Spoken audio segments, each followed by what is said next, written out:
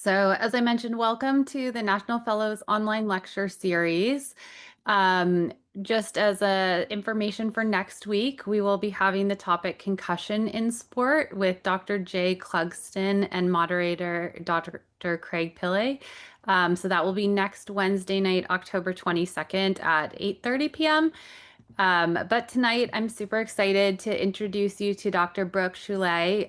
She is a performance psychiatrist, so we're extremely lucky to have her talking today about mental health, which is an extremely important topic. She's the president of the American Board of Sports Performance Psychiatry, and she works with a lot of professional athletes. She's worked with NBA teams. She works now with the Players Associations. She works with the NFL and is on a lot of panels for them, especially right now with Mental Health Awareness Month coming up. So I will let Dr. Choulet get started in just a few moments here to talk to you about performance psychiatry.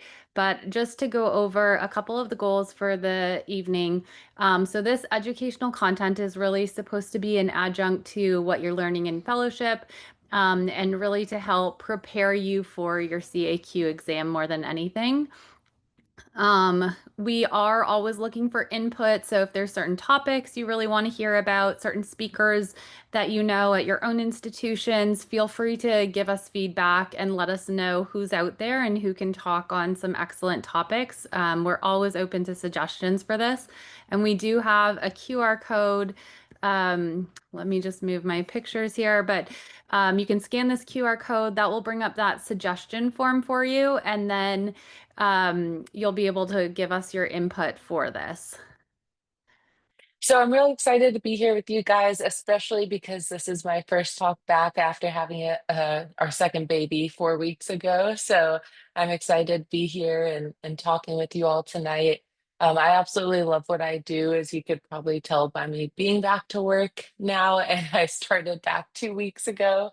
So I absolutely love it. And I'll dive into a little bit of everything tonight, but just want to give you an overview of some of the things that might be applicable to you, as well as a little bit about the field in general. And feel free to throw questions in the chat as we're going through this too. And I'm happy to answer any questions during or after. So I won't go through the objectives because we're going to dive right into it, but just a little bit about me personally. So I really work at the intersection of psychiatry and performance, and really work with different athletes, elite athletes, professional level, high achieving professionals, like executives, and then youth athletes as well. I did child psych training too. And so I really enjoy helping people kind of thrive under pressure, both in their personal and professional life. So, like, like you had mentioned, I'm the president of the American Board of Sports and Performance Psychiatry, which I'll talk about at the end. I'm the founder of Choulet Performance Psychiatry, which is a group practice. We have four psychiatrists and four psychologists currently. And then I formerly worked with an NBA and WNBA team as their team psychiatrist for 2 years, traveling with the team. And then currently I'm on the NFLPA, MLBPA, NBPA, and USOPC mental health registry. So working directly with the players associations when someone needs to be connected to services. And in this picture here, I am at it again with our first baby right after she was born. The team was going in the playoffs a few weeks later, so I got right back to it then too. So I just wanted to highlight too that, as you all know, over the last few years, there's been incredibly increasing publicity and attention drawn to mental health in professional sports. And the NCAA has come out with more policies, the leagues have come out with more policies. And just across the board, we're seeing more people start to pay attention to supporting their athlete mental health, in addition to the physical side of things too. So I wanted to touch on just a little bit about what is sports and performance psychiatry, because it is a relatively new and growing subspecialty, but really we're solely focusing on the mental health and well-being of athletes and then that ecosystem around them. So coaches, other sports professionals, and really integrating principles from psychiatry, psychology, and sports medicine to promote mental resilience and to take wherever an athlete's at and optimize their mental health to downstream effect have a positive impact on their performance. So primary role of a sports psychiatrist is prevention, diagnosis, treatment, and then obviously we can do psychological and pharmacological interventions and really tailoring that to the needs of the athlete, which is so specific to their sport as well. So the functions of a sports psychiatrist are listed here. And I know typically you might think that we would just go in and diagnose and treat, but especially in team settings, there's so much more we can do. We can provide just psychoeducation and provide education on why someone might need our resources. I'll never forget in a team environment having a conversation with someone and introducing myself, and they're like, well, I don't need to talk to you unless there's a problem. And so, really, just taking that time to explain what I'm here to do and what I can help with, and that there doesn't need to be a problem for a sports psychiatrist to start to intervene. And then another important point too at the end of this list, like you can see in a team environment, is developing emergency action plans. So as you all know who have worked in team environments, there's so many people. It's not just like an outpatient clinic where you have your MA and then you're attending and then that's and the patient, but you're in this entire ecosystem of the nutritionist and health and performance staff and front office and coaches, and so, really outlining for each organization through this emergency action plan, what do you actually do? Who's that chain of command, and who's on a need to know basis if something happens with an athlete? And then differentiating what's a psychiatric kind of urgent concern versus a psychiatric emergency. So those emergency action plans are good to kind of know about if you are working in that team environment. I just want to point out really quickly this NCAA student athlete health and wellness study because it has some interesting information. Back in 2023, they had collected 23,272 student athletes across D1 to D3. And the top, you can see 51% of men and 49% of women said that they would feel comfortable seeking support from a mental health provider on campus. And then you can read on the screen here some other points, but women, BIPOC, and LGBTQ plus student athletes actually reported the highest rates of mental health struggles. And then on the next slide here, we can see a concerning trend, right? That over time from 2015 to 2023, there's actually been a downward trend in athletes feeling like their coaches care about their mental well-being, as well as feeling comfortable talking to their coaches about mental health issues. So I think it's important for all of us who are interacting with athletes to think about how can we promote an environment not only for them as our patients, but also in providing education to coaches and those around them, how they can be best supported and how they can start to feel like the environment is conducive to them being vulnerable and won't have downward negative effects for them. So moving on to understanding athlete mental health and who's involved in providing support to players. One thing I always like to point out, so this is taken from the NBA Mind Health program. This is a screenshot from their educational materials. And I know all of us on this call probably know this more than the typical layperson outside of medicine, but it can actually be very confusing to people in a team environment how many different types of mental health professionals there can be providing care to athletes. So this really breaks it down into we have psychiatrists at the bottom left and listing out the things that we can do. We have mental performance consultants in the green, which are people that often have CMPCs, certified mental performance coaches or consultants, and then mental skills coaches, you'll hear to them referred as.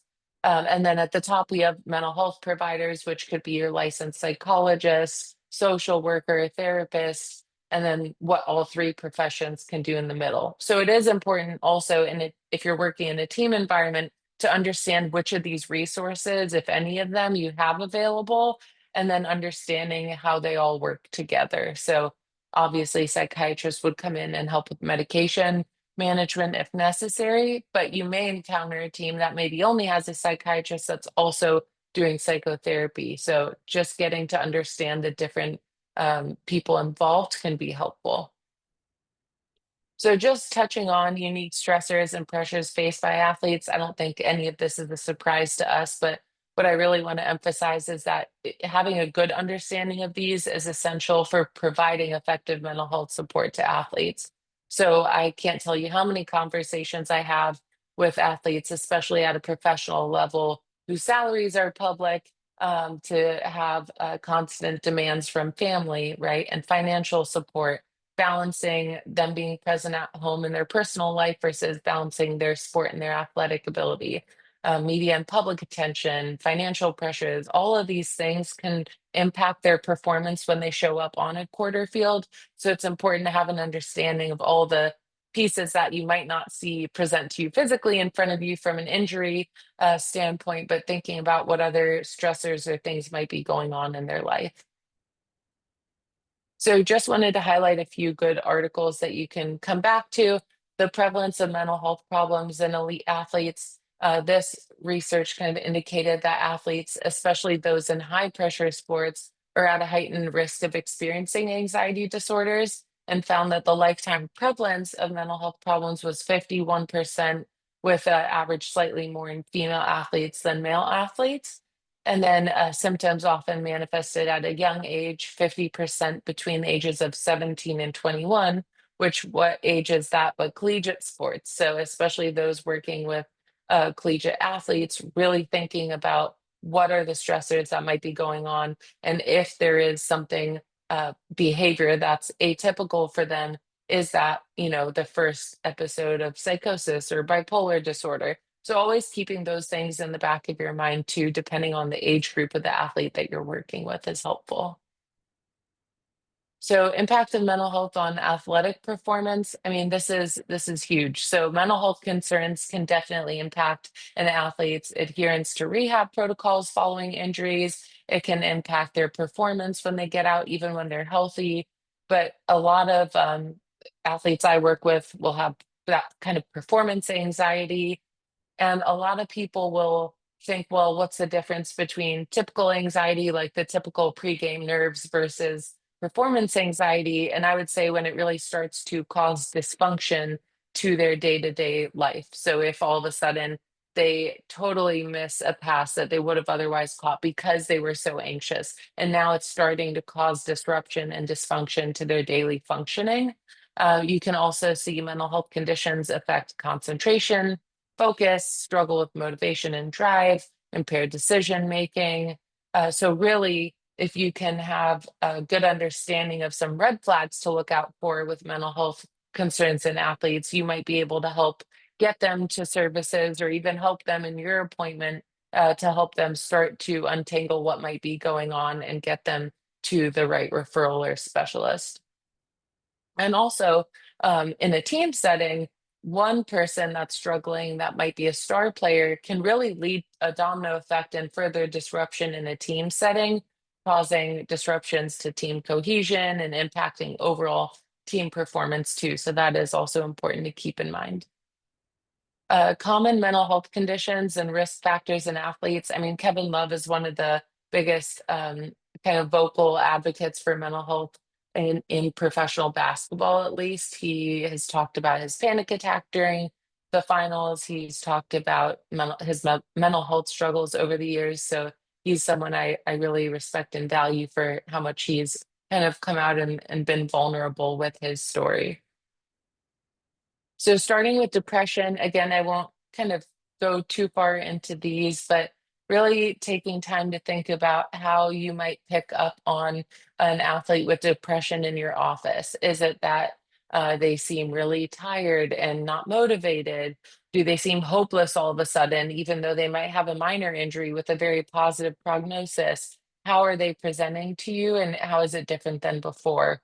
So athletes do experience depression at similar rates as the general population. There can be many sport and non-sport related risk factors that can increase the likelihood of depression in this population. And then in terms of diagnosis, which I'll get into later, other than a clinical interview, you can use screening tools like the SMAT1, which I'll talk about in a bit, and the PHQ-9. And interestingly, in a lot of the sports psychiatry research and literature, it's been said that paroxetine and fluoxetine have been demonstrated to have no impact on athletic performance. But anecdotally, and at least in my practice, I've found that fluoxetine can or Prozac can sometimes be too activating.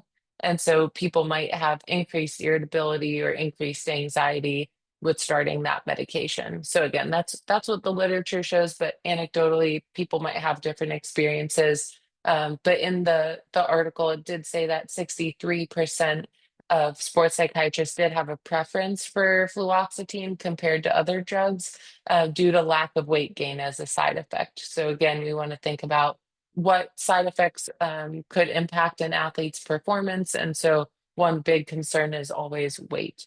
Uh, then management too, for mild to moderate symptoms, you really could start with psychotherapy, like cognitive behavioral therapy, and then medications can be considered for more moderate to severe episodes of depression. Risk factors of depression in athletes are listed here. I won't read through these, but retirement, I do want to point out, is a big one, and especially unanticipated retirement. So let's say you get a season-ending injury or some sort of permanent injury that forces you to stop earlier than anticipated. That can be really, really challenging for athletes, especially if an athlete sees themselves and their whole identity as a person as an athlete. So then in my office, I always use the analogy of if you have 8 slices of a pie and that pie is your identity, how many slices are you as an athlete? But what about you as a friend or a husband or a wife or other passions and hobbies that you might have? So I actually work a lot of times with athletes before they ever get injured to build in some other slices of their identity that are not fully them as an athlete, which can help mitigate some risk of depression if they do encounter pretty severe injury. So, anxiety disorders in athletes, the prevalence was found to be about 9%. Most commonly, we have generalized anxiety disorder, panic disorder, social anxiety, OCD, and performance anxiety. And then, interestingly, individual sport athletes, so like a golf player, singles tennis player, may be at higher risk than team sport athletes and more likely to internalize failure after loss, right? So, when on a football team, you might have 50 people if you're going out on to win the US Open tennis singles finals, you could have a lot more internalized sense of failure after that loss as compared to losing in a team sport when there's many different factors and variables. Another interesting thing to keep in mind, though, is that there are some team sports like baseball or soccer where you have a position that feels like an individualized sport. So if you think about the goalie or you think about the pitcher, there's so many, I see so many more goalies and pitchers in my office than other positions in those sports. And part of me wonders if it really is due to that kind of individual aspect to some of those positions. And then anxiety obviously can impact sport performance by impacting your ability to concentrate, processing speed, executive functioning, decision making, all of which are really important in sport performance. Diagnosis for anxiety, we use the SMAT-1, which we'll go into, or the GAD-7, as well as clinical interview. And you might even be able to pick up in your office setting if someone seems really anxious, or if all of a sudden they're reporting, increase in symptoms of their physical condition that shouldn't really be there based on what you're seeing on imaging. So you can kind of detect and get that flag up in your mind of, is someone experiencing kind of clinical anxiety, and then at what point should you refer to psychiatry or psychology. So again, psychotherapy is effective for mild to moderate symptoms, and medication can be considered in more moderate to severe symptoms. I do want to point out too, a consideration is that depending on the sport and depending on the league, if it's US Olympics and the sport in the Olympics, it might actually be a prohibited substance to prescribe something like propranolol for anxiety. Sometimes that's used for anxiety, for more that physiological performance anxiety, and that might be prohibited medication. So always good to keep in mind what's allowed and what's not. So bipolar disorder, again, typically presents during late adolescence and early adulthood, which coincides with that collegiate athlete population. Lifetime prevalence in the general population is about 1 to 2%, and prevalence data in athletes hasn't been established yet.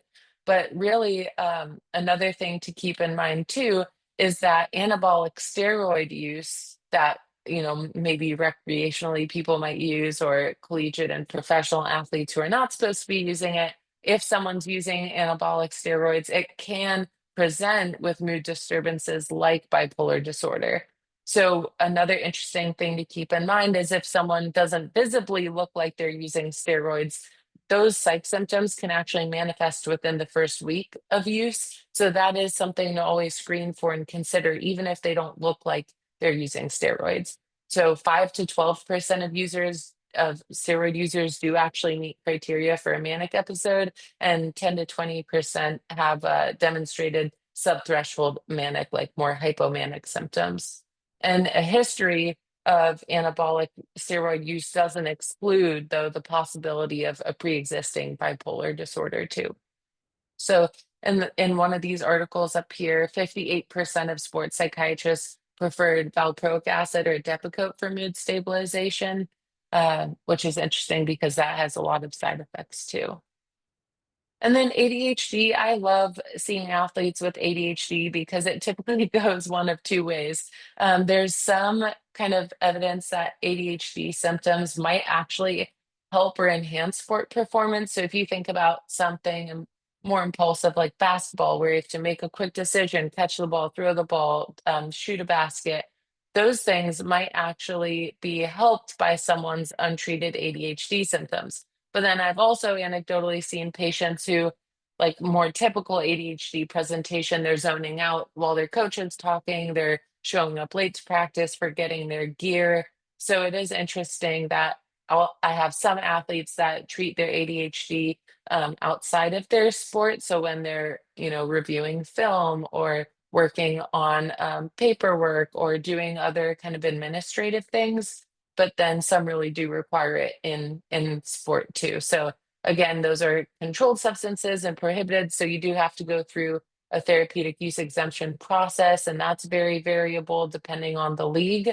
But sports participation itself, like I said, can be a physical outlet for intense emotions and stress, possibly reducing ADHD symptoms as well. So I love that not every athlete with ADHD is alike, and that you really have to get a good understanding of where their symptoms are impacting them. So just more information here from these articles, but a lot of kids with ADHD were reported to hyper focus on their own enjoyable activities without being distracted. And so you could also argue that in athletes with ADHD that love their sport, they are better able actually to block out distractions and hyper focus during competition. So really, really interesting depending on the athlete.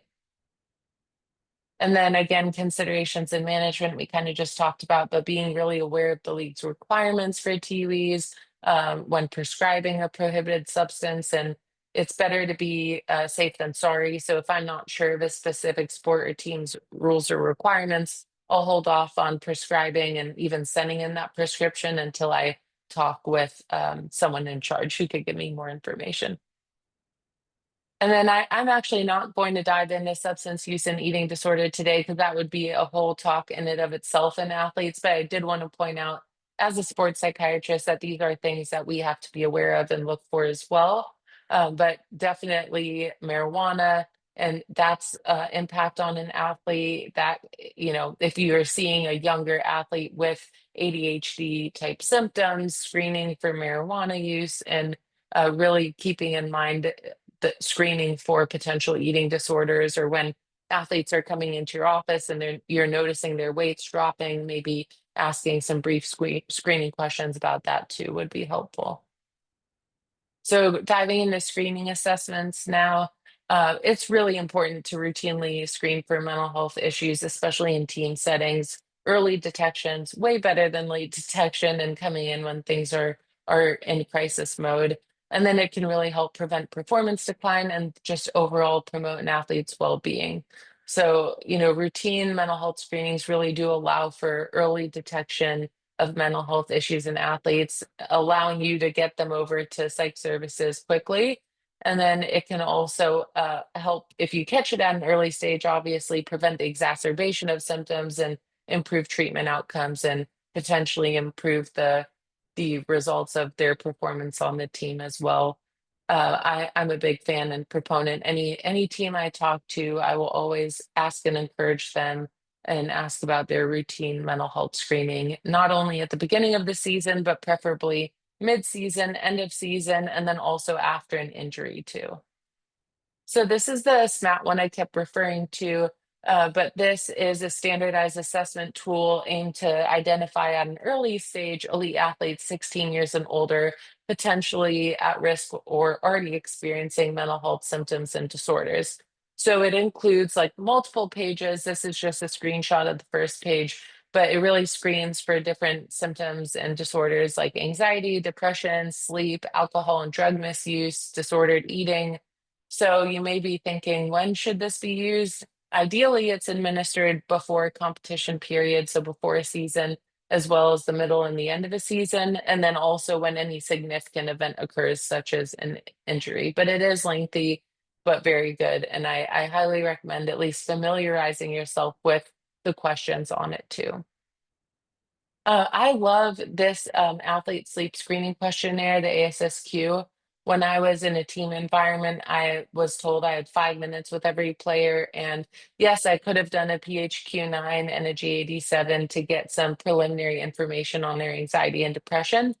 But in my opinion, I'm going to lose rapport with a bunch of NBA players if I come in for the 5 minutes and just administer anxiety and depression questionnaire and they don't know me at all. So I actually chose to use that 5 minutes to discuss sleep and administer this ASSQ with every single athlete. And I had really good relationship building during that time to also use sleep as a window into discussing other concerns. So I find that sleep is, helps you to get some insight into if they're having trouble falling asleep, which might make you think of anxiety or depression, if they're having trouble staying asleep, if they're still waking up feeling tired despite a full night of sleep, in which case you might think about sleep apnea. So I really like this questionnaire in particular. Then another good one I like and I use in my office too is the ACL RSI. So this measures athletes' emotion, confidence, and risk appraisal when returning to sport after an ACL injury and or reconstructive surgery. And you can also kind of modify it with the body part that's injured. So there isn't one of these for the shoulder, the wrist, or the toe. So you can kind of replace the body part that's injured just to get a baseline right after the injury of where they're feeling in terms of confidence, and then also tracking it through as they progress through their rehabilitation protocol. So, especially if they have like, a 12 to 16 week recovery, it might actually be good to administer this once every 2 weeks and give you some information on how they're doing emotionally, coping with the injury as they lead up to returning back to their sport. This is another really short one. So this injury psychological readiness to return to sports scale, the IPRRS, is a 6-item questionnaire, as you can see here, that measures how psychologically ready an injured athlete is to return to their sport. So 0 is no confidence, 50 would be moderate confidence, and 100 would be complete confidence. And this could be a good brief questionnaire to administer if you have limited time in your visit, just to give you an idea of where they're at with confidence.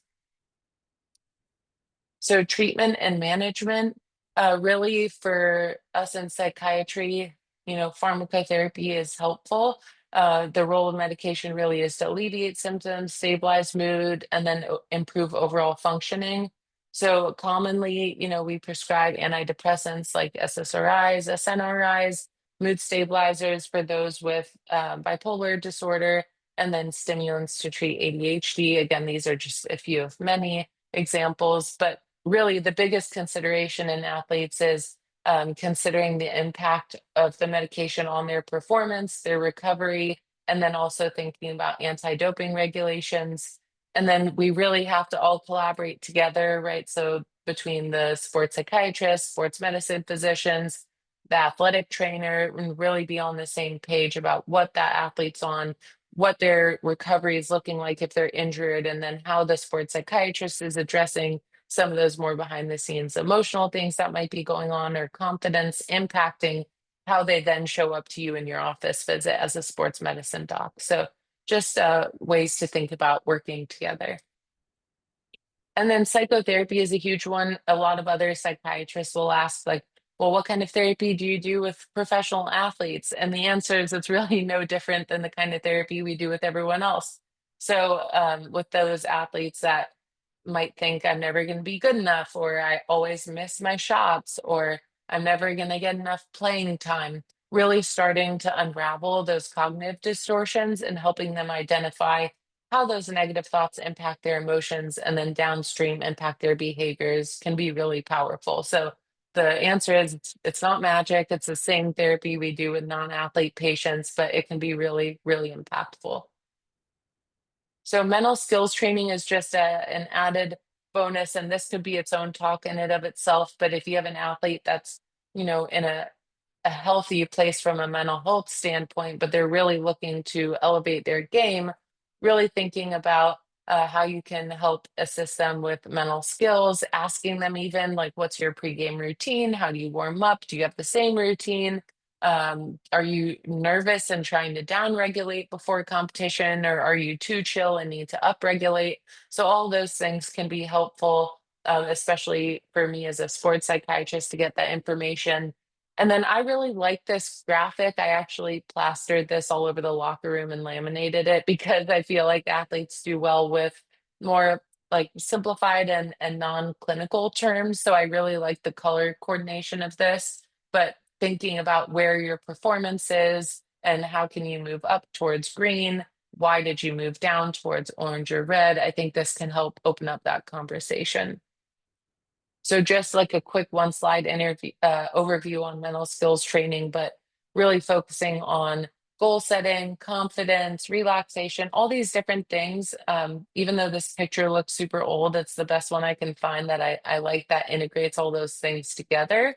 And so things like imagery and visualization can be super helpful for post-injury rehab, goal setting, actually laying out tangible goals and working towards them through an actionable plan. All these things can be really helpful to improve performance. Again, not saying someone has to have a mental health issue or illness to work on mental skills training. This is separate.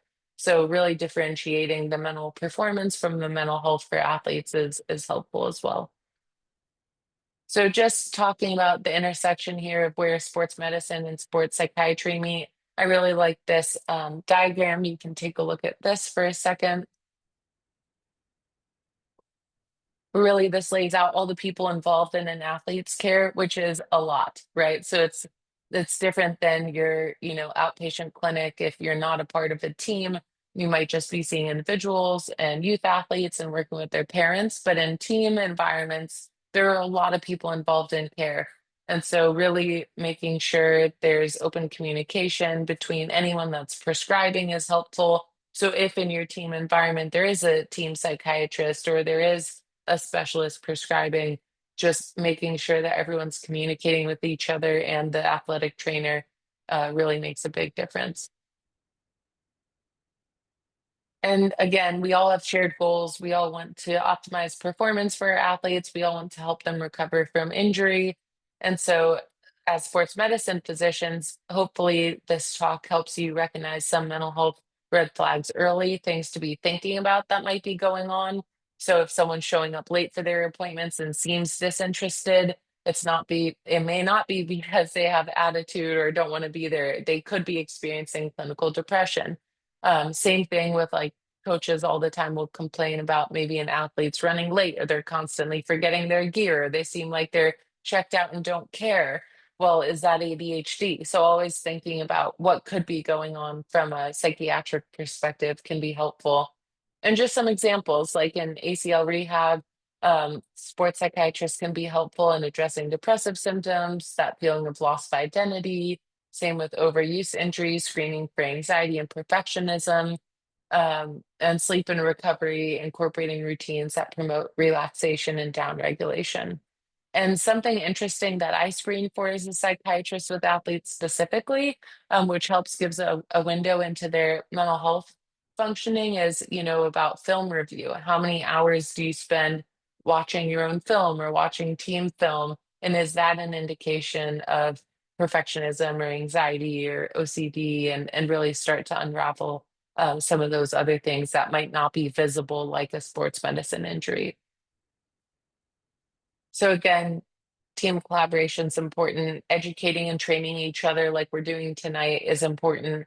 Having policies that are developed, like I talked about at the beginning, with emergency action plans, so everyone's on the same page about what to do. All of that's really important in collaboration.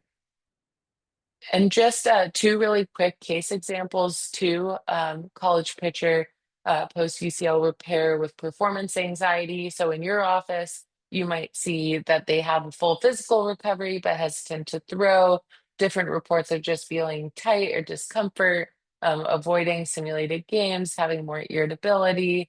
And so just listing out here, like Dr. Koslick said, this will be available later on YouTube, so you could come back to this, but here's some things that you may think about of when to involve a psychiatrist, and then how you can all, come together with the psychiatrist, sports medicine, to collaborate and provide a good whole athlete care for someone experiencing this injury with subsequent performance anxiety. And then same here, collegiate basketball player with ADHD. What you might see at first: inconsistent attention during team meetings, during your appointments, impulsivity, always seem like they're rushing through. Maybe if they're a college athlete, academic concerns as well, difficulty just managing their schedules. Maybe they're always missing their appointments or showing up late. Uh, Possible conflicts with others, excessive caffeine use. It may show up as high blood pressure, and then another list here of when to involve a psychiatrist, and then the integrated plan as well. So all of this is important to consider when you have an athlete showing up in your office, to think about what mental health things might be going on behind the scenes. And then lastly, just future directions in sports psychiatry. So, like we mentioned at the beginning, I'm the president of the American Board of Sports and Performance Psychiatry, and a group of 7 of us came together in 2023 to really set a high standard for certification and education. And so we did create a curriculum, and we have currently, I think we have 35 psychiatrists on our free directory online. So I did put up that website, that if you are looking for a sports psychiatry referral in your state, we have a list of certified sports psychiatrists on the website under that directory for free. And then we currently have another 30 psychiatrists that are finishing this 1 year cohort next in December, so in a few months. But you can always use that as a resource if you're looking to refer out for sports psychiatry. And we have each psychiatrist states that they're licensed and listed as well. So if someone's moving and you need to connect them with resources, hopefully that can be a resource too. But that's all I had for today, and I'm happy to answer any questions. And I really appreciate your time and attention, and the invitation to speak tonight. Thank you so much. That was wonderful. I feel like I have already learned some new tips as far as when I'm talking with athletes in the training room or in clinic. How you mentioned like talking more about sleep or film study, and how that can start to build the trust with them and show your interest, and maybe uncover other things. So I'm sure I'm going to try to use some of these tips. Thank you so much. There was a question that did come through the chat earlier about ADHD. So I'll list that. And then if anyone else has further questions as well, feel free to post them into the chat. But this one about ADHD, does the activity level of sport keep their ADHD controlled? And then if there is an injury that causes less activity, do the ADHD symptoms manifest or increase significantly? Oh, it's so dependent on the athlete. And then it's also dependent on if they're on treatment, I would say too. So, to answer the second part of the question, if there's an injury that causes less activity in the sport, do symptoms manifest? And I would say if their ADHD is well controlled on medication, that you shouldn't see too much of a spike in symptoms. But if they're more of that athlete I talked about earlier, where their ADHD is really what sets them apart in something like basketball that's super high speed and kind of impulsive, and that's their passion, so they can hyper focus on it, then yeah, you start to see them get a bit restless if they have an injury that takes them out of their sport. So I think it's just so person dependent. And then does the activity level of sport keep their ADHD controlled? I wouldn't necessarily say it keeps it controlled. And again, it depends on if they're on medication and on treatment. But I would certainly say that activity level helps potentially reduce symptoms. Yes. And then I see another question. Did you say that certification in sports psychiatry requires residents to complete a fellowship? So there is one fellowship that's opening at Stanford this year, and they're taking one sport and performance psychiatrist. So the certification program we have an education committee, and they created an extensive curriculum. So our fellows, as we call them, that are going through our certification program have 12 months to complete several readings and articles, as well as they must complete 10 hours of one-on-one mentorship with a sports psychiatrist, plus complete 400 clinical hours throughout that year. So they do have to go through that whole certification process with us because there are not enough other than the one Stanford sports psychiatry fellowships out there. And then I see in the last question, thoughts about building confidence of coaches as introduce team program, avoid threatening coaches, control of team. I do think it's very helpful to educate coaches. So at the beginning of the one of the NBA seasons I worked on, I did just have a sit down with the coach to kind of get their understanding of how important mental health is and their views on my role and how integrated they wanted me to be. So I do think that coaches who understand the importance of mental health and performance services have a lot better they do a better job at building team confidence and are more aware of the emotional side of things rather than having more of that authoritarian coaching style and more disciplinary. So I do think that building confidence of coaches to one, just communicate in an effective way, and then two, to teach them about red flags and what could be mental health signs and symptoms is really helpful. So yes, coach education is very important. And then I see, are there educational programs for non-psychiatric physicians in terms of sports psychiatry and mental health? There are programs like the IOC has a mental health diploma program. Um, the International Society for Sports Psychiatry has a certification of additional training in sports psychiatry. And I believe you might be able to go through those as a sports medicine physician. But nonetheless, you could certainly use the curriculum just to further your own education. I guess I have one more question for you as well. So when you're working with elite athletes and professional athletes and probably even some college athletes, you do have a lot more resources and access to psychiatrists.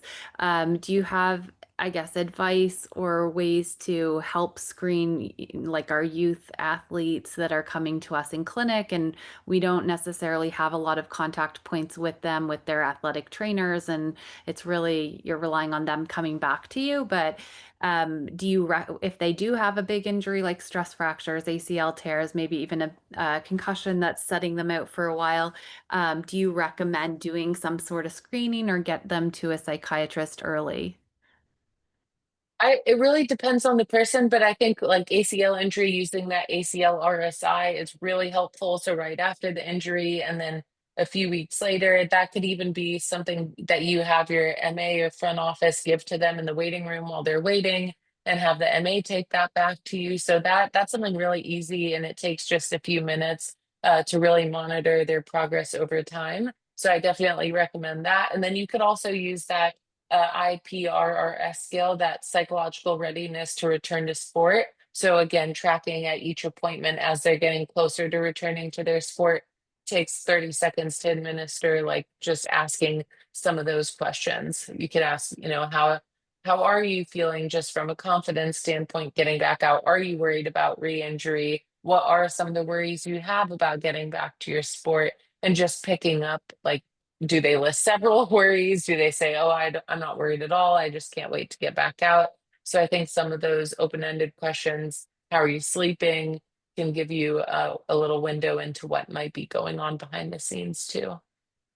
Thank you. That's helpful. All right. Well, if we don't have any more questions, I just want to say thank you so much. I didn't know that you had a baby recently, so thank you for putting this all together when I'm sure everything is busy for you at work and at home. We're so appreciative of you coming to talk to us about this and providing us with your expertise. So thank you. Thank you so much. Appreciate your time.